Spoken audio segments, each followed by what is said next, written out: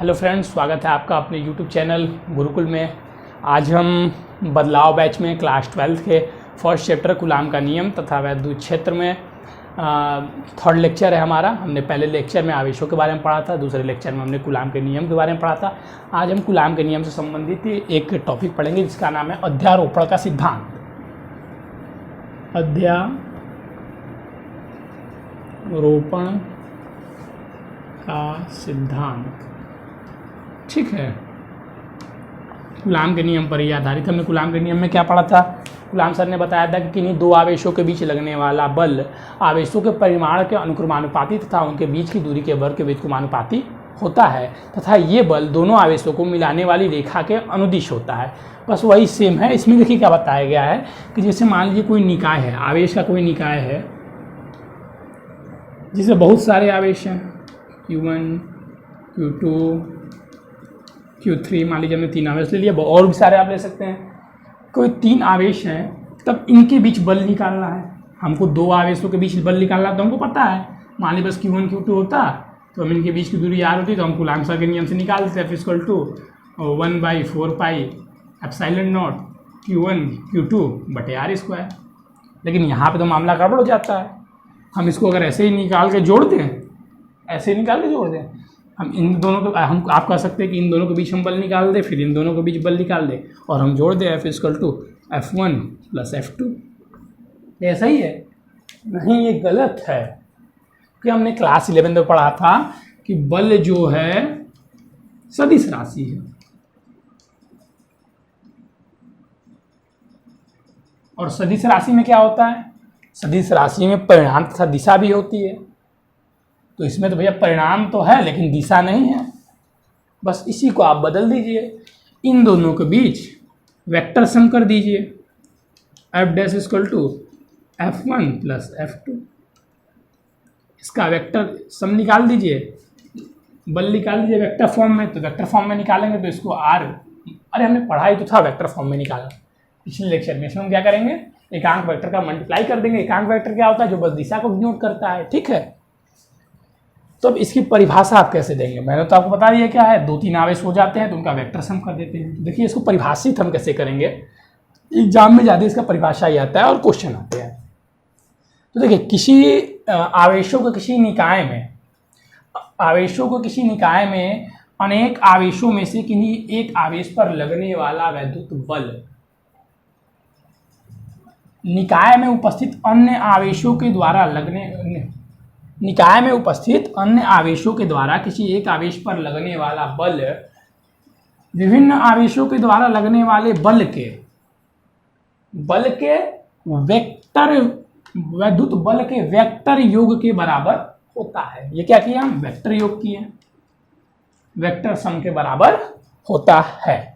अब इसकी परिभाषा हम कैसे, फिर से एक बार हम बोलते हैं, सुन लीजिएगा कि अच्छा पहले स्क्रीनशॉट ले लीजिए।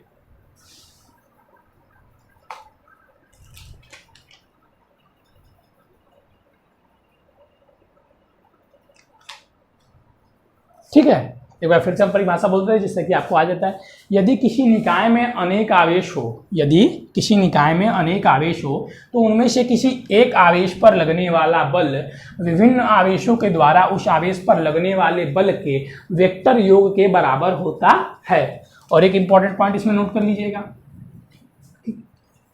कि किन्हीं 2 आवेशों के बीच लगने वाला बल तीसरे आवेश की उपस्थिति के कारण प्रभावित नहीं होता। मतलब इस और ये आवेश मान लीजिए ये नहीं है, तब इसके बीच जो बल लग रहा है F है। अगर ये आ भी जाता है Q3 तो इनके बीच बल F ही लगेगा। इसमें कोई प्रभावित नहीं होगा, इसमें कोई बदलाव नहीं होगा, ठीक है।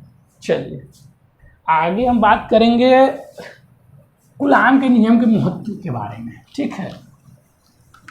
जैसे ही कोई महत्व मतलब मैं आपको बता दे रहा हूँ, आपके बुक में नहीं मिलेगी, लेकिन एक छोटा सा बहुत बड़ा महत्व है। छोटा सा नहीं, बहुत बड़ा महत्व है। देखिए अब जैसे ये मान लीजिए मार्कर है, ये चार्ज से बना हुआ है, बहुत छोटे छोटे इसमें चार्ज हैं।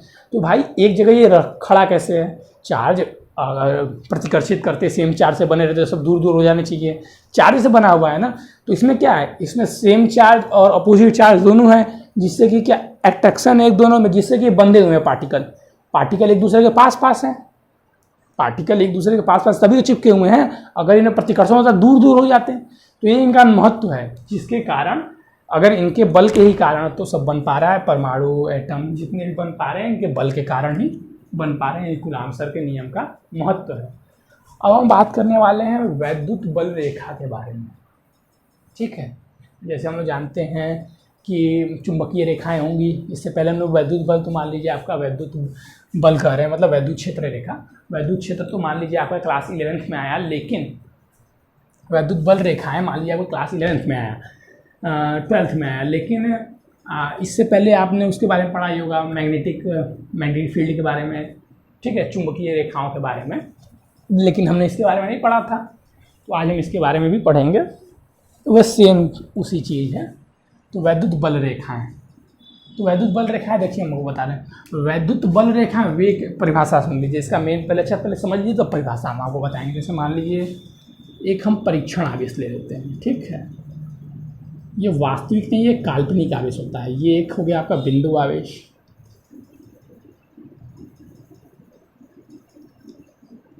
और ये एक आपका हो गया, इसको हम लोग Q नॉट से डिनोट करते हैं, परीक्षण आवेश।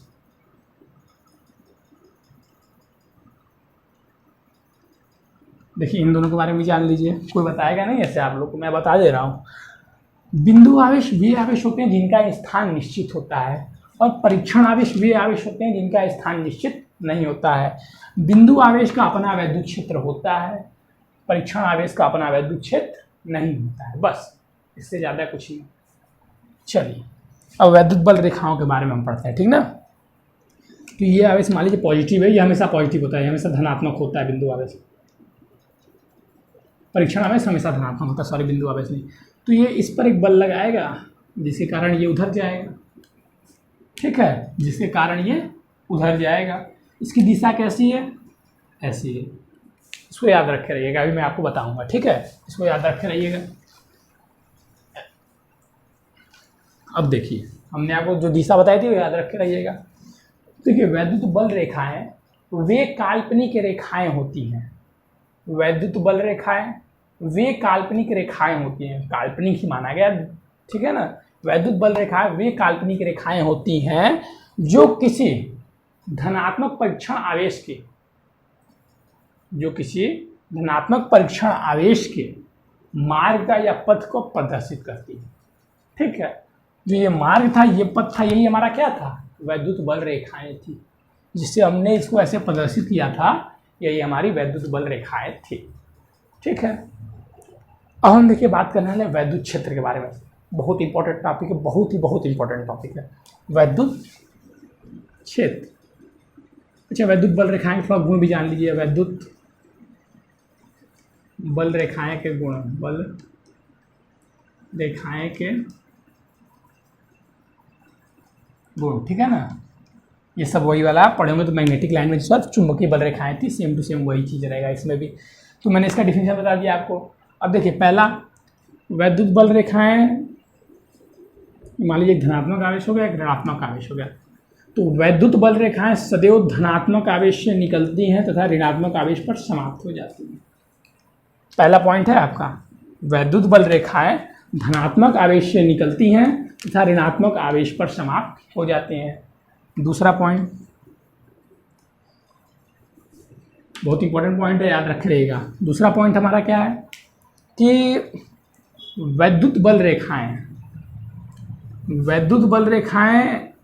धनात्मक आवेश के, देखिए परिभाषा से ही है, परिभाषा आपने सुना हो, वैद्युत बल रेखाएं धनात्मक आवेश के संचरण की दिशा को प्रदर्शित करती हैं। धनात्मक आवेश के संचरण, क्योंकि देखिए धनात्मक आवेश से निकलती हैं, इधर की है भाई, तो धनात्मक आवेश से संचरण की दिशा धनात्मक आवेश इधर जाएगा। अट्रैक्शन हो रहा है ना, हमेशा माइनस खत्म होगा, अपोजिट चार्ज अट्रैक्शन। ठीक है, अब थर्ड पॉइंट हमारा क्या है कि वैद्युत बल रेखाएं किसी भी बिंदु पर खींची गई स्पर्श रेखा, देखिए यही चीज़ है, इसको वही चीज़ देखिए वो डिफाइन कर देना अच्छे से। वैद्युत बल रेखा किसी भी बिंदु पर खींची गई स्पर्श रेखा धनात्मक आवेश के संचरण की दिशा को प्रदर्शित करती है। ये प्लस क्यू को प्रदर्शित करेगा। धनात्मक आवेश के वैद्युत बल रेखा के किसी भी बिंदु पर खींची गई स्पर्श रेखा उस बिंदु पर वैद्युत धनात्मक आवेश के संचरण की दिशा को व्यक्त करती है। अब तीसरा पॉइंट हमारा क्या हो गया कि वैद्युत आवेश, ध्यान से सुनिए जो पॉइंट बताए थे ये भी याद रखिएगा। वैद्युत बल रेखाएं, कोई दो वैद्युत रेखाएं बल रेखाएं एक दूसरे को किसी बिंदु पर नहीं काटती हैं, ये कभी नहीं काटेंगे। तो देखिए यहीं पर एक इधर हो जाएगा, एक इधर स्पर्श रेखाएं हो जाएंगी, तो एक ही आवेश की दो दिशाएं हो जाएंगी, जो कि संभव नहीं है। बस यही 3 पॉइंट था, बुक में आप पढ़ेंगे तो ये डोरी के समान लचकदार होती है, वैद्युत बल रेखाएं डोरी के समान लचकदार होती है, ऐसा कोई इंपॉर्टेंट नहीं है। हम बस इंपॉर्टेंट चीज़ें आपको पढ़ाएंगे, यही 3 पॉइंट आपको याद रखना है, ठीक है। अब हम बात करेंगे सबसे इंपॉर्टेंट टॉपिक के बारे में, जो हमारा है वैद्युत क्षेत्र, ठीक है। ये हम बात करते हैं वैद्युत क्षेत्र के बारे में। वैद्युत क्षेत्र क्या होता है?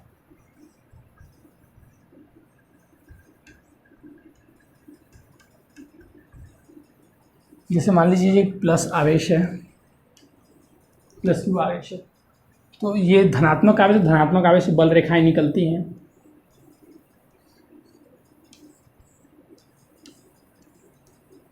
अब वो कहेगा भैया धनात्मक आवेश से बल रेखाएं निकलती क्यों है?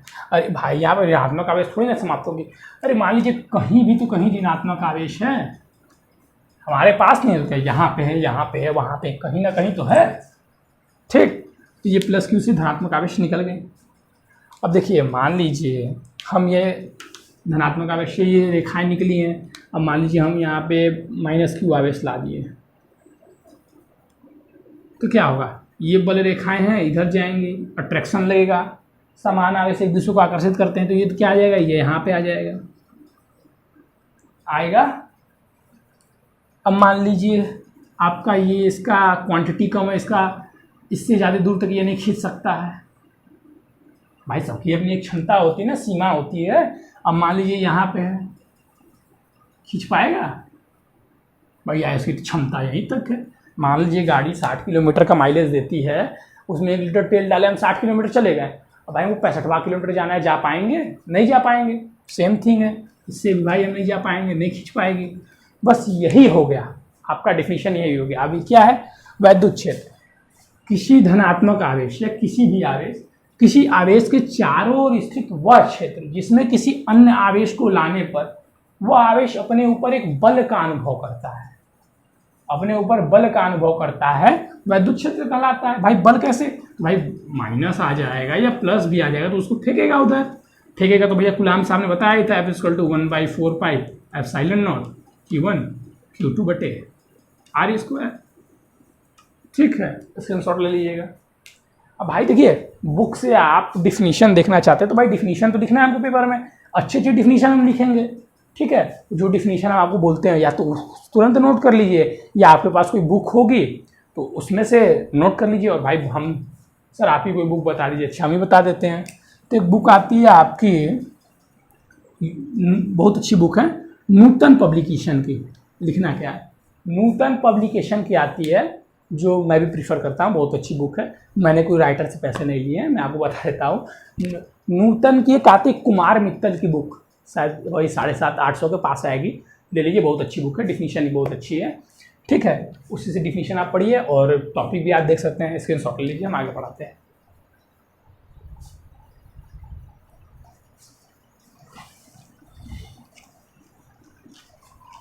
चलिए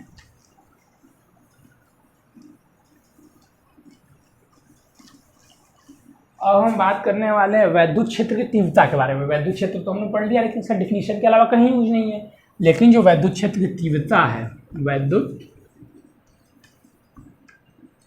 क्षेत्र की तीव्रता, इसका आपको क्वेश्चन बहुत ज़्यादा यूज पड़ेगा। डिफिनीशन इसका कुछ नहीं आता है, इसका क्वेश्चन में ही आता है। तो है क्या वैद्युत क्षेत्र की तीव्रता है क्या? तो भाई देखिए एक नया निकल गया। जैसे मान लीजिए एक आवेश है प्लस क्यू, इसमें कोई माइनस आवेश या प्लस आवेश ही आ रहा है, इस पर ये बल लग रहा है, तो भैया इस पर बल क्या लगेगा? प्रतिकर्षण बल होगा। ध्यान में रखते रहिए छोटी छोटी बातें। तो भैया कूलाम साहब ने बता ही दिया है 1/4πε0 Q1 Q2/r², ये बल इनके ऊपर लगा। अब भाई देखिए वैद्युत क्षेत्र क्या होता है कि आवेशों के बीच, ये परीक्षण आवेश है, इसको परीक्षण आवेश कर लीजिए। हम जहाँ भी लिखेंगे परीक्षण आवेश नहीं करेंगे, ठीक है। तो कुलाम सर ने क्या बता दिया कि वैद्युत क्षेत्र की जो तीव्रता है, मतलब तीव्रता मतलब उसकी सीमा कहाँ तक वो है, कितना वो खींच सकता है, कितना बलवान है, वही ये बताता है। तीव्रता किसी भी चीज़ की क्षमता को डिनोट करता है। तो भाई ये आवेश कितनी इसकी क्षमता है, तो उसको कैसे निकालेंगे, बल निकाल लिया। तो क्या बताया गया कि जो बल होता है वैद्युत क्षेत्र की तीव्रता को इससे डिनोट कर, वैद्युत क्षेत्र की तीव्रता बराबर किन्हीं दो आवेशों के बीच लगने वाला बल बट एक आवेश का नहीं, मान लीजिए किन्हीं दो आवेशों के बीच लगने वाला बल, मतलब मान लीजिए ये आवेश परीक्षण आवेशों के बीच लगने वाला बल तब परीक्षण आवेश के परिणाम को, ठीक है, वैद्युत क्षेत्र की तीव्रता कहते हैं। ये क्यू नॉट हो गया आपका, इसको हम वैद्युत क्षेत्र की तीव्रता कहेंगे। तो ये आपका क्या आ जाएगा, ये F E equal to F by Q not, या हम लिख सकते हैं ई इक्वल टू, ये एक सदिश राशि, ये याद रखिएगा, E equal to 1/4 pi epsilon not Q1 Q not बटे आर स्क्वायर। और भाई हमारा क्यू नॉट पहले से है नीचे वाला, इससे ये कट गया, तो हमारा ई इक्वल टू क्या आ जाएगा 1/4 पाई एप्सिलॉन नॉट क्यू बटे में आर स्क्वायर। यही आपका यूज होगा फॉर्मूले में न्यूमेरिकल के लिए। देखिए मैं ये भी बता देता हूँ, आपको ये सब कुछ बताएगा नहीं, स्क्रीनशॉट ले लीजिए। न्यूमेरिकल के लिए आपको ये क्वेश्चन यूज होगा।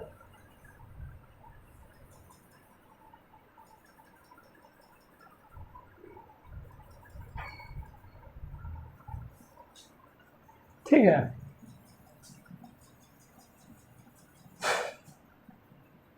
चलिए अब मान लीजिए कोई फॉर्मूला आपसे पूछे तो हम लोग क्या कर देंगे, इसको मान लीजिए आप Q को 1 कर दीजिए, ठीक है। तो हम बोल सकते हैं कि वैद्युत क्षेत्र की तीव्रता हम एकांक धन आवेश पर लगने वाले बल, एकांक धन आवेश पर लगने वाले बल से नापते हैं, एकांक धन आवेश पर लगने वाले बल से नापते हैं, एकांक धन आवेश पर लगने वाले बल से नापते हैं। ये 1 हो जाएगा। चलिए बल वही रहेगा आपका। देखिए आप बस आज के लिए इतने, चैनल को लाइक सब्सक्राइब कीजिए, आप जितना जितना ज़्यादा शेयर कीजिए, स्कूल में बच्चों को बताइए कि एक सर हैं शिवम सर जो बच्चों को पढ़ाते हैं और बहुत अच्छा पढ़ाते हैं। जब आप लोग बताएंगे अच्छा पढ़ाते हो तो कमेंट कर दीजिए जैसा हम पढ़ाते हैं, ठीक है। और हमारे चैनल को लाइक सब्सक्राइब कीजिए, बेल आइकन को दबा दीजिए, आगे वीडियो आपको मिलते हैं। चलिए आज के लिए बस इतना ही, थैंक यू।